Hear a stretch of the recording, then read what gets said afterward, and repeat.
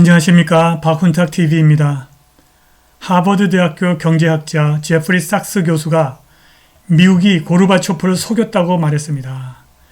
그는 미국과 독일이 고르바초프를 속였고 러시아가 아니라 미 국무성의 네오콘이 우크라이나 전쟁을 일으킨 쥐범이라면서 미국과 러시아의 핵전쟁을 막아야 한다고 촉구했습니다. 방송 전에 한 말씀 드리겠습니다. 여러분들 잘 아시다시피 제가 해임 취소 행정소송 진행하고 있습니다. 광주가 제기한 터무니없는 손해배상 청구 소송도 준비하고 있습니다. 제가 매우 어렵습니다. 여기 후원 계좌 있습니다. 자율 구독료 부탁드리겠습니다. 마침내 핀란드가 화요일 나토의 31번째 회원국이 되었습니다. 이것은 유럽의 지정학적 지형을 훨씬 더 불안정하고 전쟁에 취약하게 만드는 생각도 할 수 없었던 변화입니다. 핀란드의 가입으로 러시아와 나토 국경이 2배 이상 늘어났고 헬싱키가 전통적인 중립정책을 포기했습니다. 핀란드에 미군이 주둔하면 이것이 나토와 러시아의 제3차 세계대전으로 이어질지 귀추가 주목됩니다. 나토 사무총장 옌 스톨텐버그는 핀란드의 동맹 가입을 환영하면서 푸틴 대통령은 나토의 문을 닫고 싶어 했다. 오늘 우리는 그가 실패했고 공격성과 위협이 효과가 없다는 것을 세상에 보여주었다. 나토를 줄이지 못하고 더 많은 나토를 달성했다. 그리고 우리의 문은 아직 활짝 열려있다라고 말했습니다. 그런데 이것은 러시아를 핵전쟁으로 몰아가는 명백한 도발입니다. 미하일 고르바초프가 1990년 바르샤바 조약기구를 일방적으로 해체하자 미국과 독일이 나토가 이로 인한 지정학적 공백을 채우지 않겠다고 아주 정중하게 보장했습니다. 그런데 당시 고르바초프와 그의 후임자 옐친의 자문위원이었던 하버드 대학교 경제학자 제프리 삭스 교수는 클린턴과 부시가 고르바초프와 옐친을 속였고 러시아가 2022년 2월 우크라이나 전쟁을 일으킨 것이 아니라 미 국무성 네오콘이 2014년 봄에 우크라이나 전쟁을 일으킨 전범이라고 주장했습니다. 그의 말을 좀 들어보겠습니다.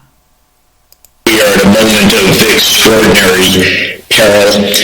The fact that the doomsday clock was moved 10 seconds closer to midnight to our sound judges of where we stand. And we are at the brink of a disaster. The disaster is because our global politics is failing miserably, first and foremost with the United States, which is a major provocateur of this war and a major threat to the peace, to be blunt. We need a different foreign policy in the United States. Of course, we need a different foreign policy in Russia and Ukraine and of the major powers. And this has to be a foreign policy to get us off this reckless war between Russia and NATO, which is escalating by the day. Because the doomsday clock moved 10 seconds closer to midnight at the same time that the United States and Germany agreed to send new, highly advanced tanks to Ukraine in a guaranteed reckless escalation that brings us closer to nuclear war, and are not even talking right now with each other, which is an absolute disgrace. It's worse than 5-year-old children. The idea that you don't even have a discussion between President Biden and President Putin for more than a year, just public posturing, reckless statements about each other without even a phone call. It's worse than 5-year-olds. And I give a huge amount of responsibility for this horrible situation to the U.S. government over many years. The reason is this conflict goes back actually more than 30 years to 1990, when President Gorbachev, who I had the honor to help support as an economic advisor to his economic team, unilaterally disbanded the Warsaw Pact military alliance of the Soviet Union. Unilaterally. And when he did it, he received solemn assurances by Germany and the United States that NATO would not fill the vacuum with U.S.-led military bases and alliances, and the United States lied. Not for the first time, by the way. Because as soon as the military alliance of the Soviet Union was disbanded, the neoconservatives in the United States, that is the military-industrial complex and its supporters, began to plot the eastward movement of NATO. And this started already in 1992. And then in the mid-1990s, after President Clinton had told further lies to President Yeltsin, who I also had the honor to help advise, NATO began its enlargement. First to 3 Central European countries, Poland, Hungary, and Czechoslovakia, which became Czech Republic, and Slovakia. And from then on, the United States has been pursuing its unipolar agenda of moving American bases, weaponry, missile systems, ABM systems further eastward, with the idea in part of surrounding Russia. And this was laid out by Zbigniew Brzezinski in 1997 in his book, The Global Chessboard, where he talked about the geographical pivots, especially the role of Ukraine, as absolutely central stakes in the battle for hegemony between the U.S. and Russia. In 2004, NATO expanded to 7 more countries, including the Baltic states, Romania, Bulgaria, Slovenia, and Slovakia. And then in 2008, George Bush Jr. proposed, insisted that NATO would move to Ukraine and to Georgia. And President Putin at the time and in the year before had made absolutely clear that is the ultimate red line for us. And it was in this context also we should recall the United States had unilaterally abandoned the ABM treaty and started placing missiles in Eastern Europe. And so in 2008, President Putin already told Bush that this was leading to conflict and that Russia would take Crimea if the U.S. persisted in its move. Then please understand that in 2010, 11, 12, 13, Ukraine tried to walk a delicate balancing act between the United States pressures and Russia. President Yanukovych called for neutrality, which is what he understood rightly to be necessary to save Ukraine from the disaster that it's in right now. The United States could not abide by neutrality. And so the United States contributed to the violent overthrow of Yanukovych in February 2014.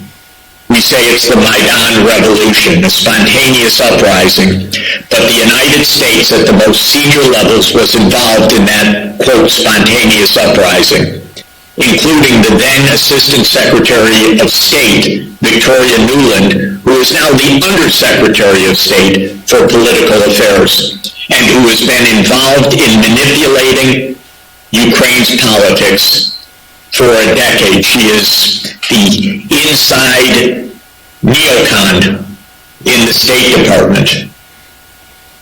So this war started, by the way, February 2014, not February 2022. It's a lie that it started February 2022. It started with the overthrow of a government trying to maintain neutrality. And the United States helped put in power extreme nationalists in Ukraine who broke the neutrality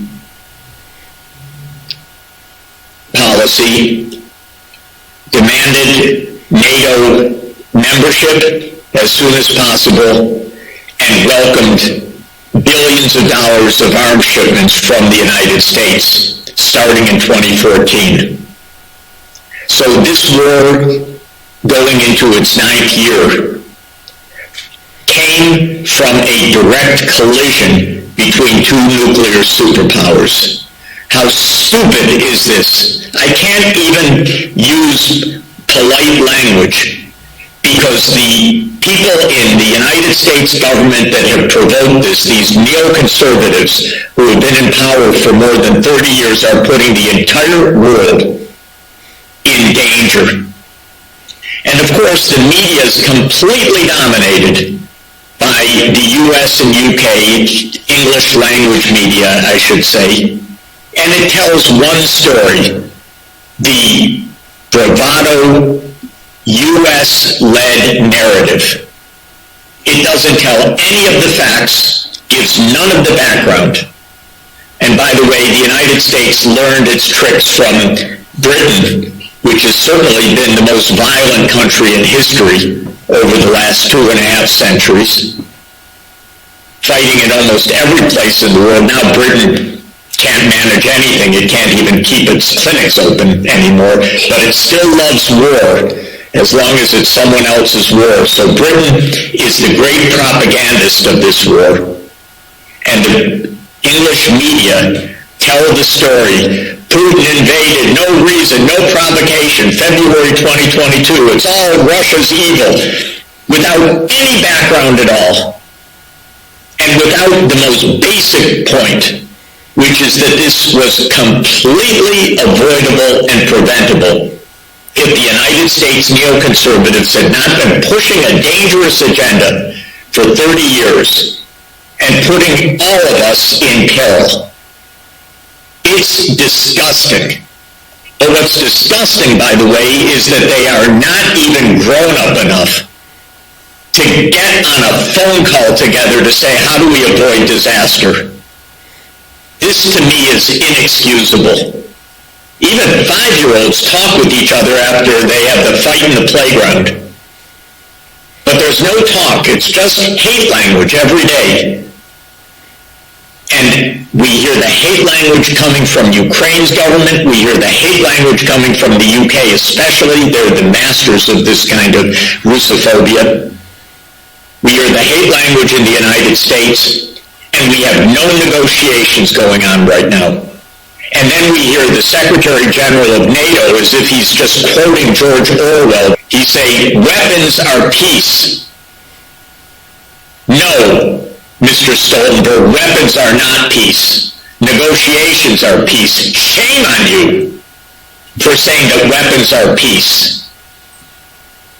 We're grown-ups. Talk like grown-ups. We want to stay alive.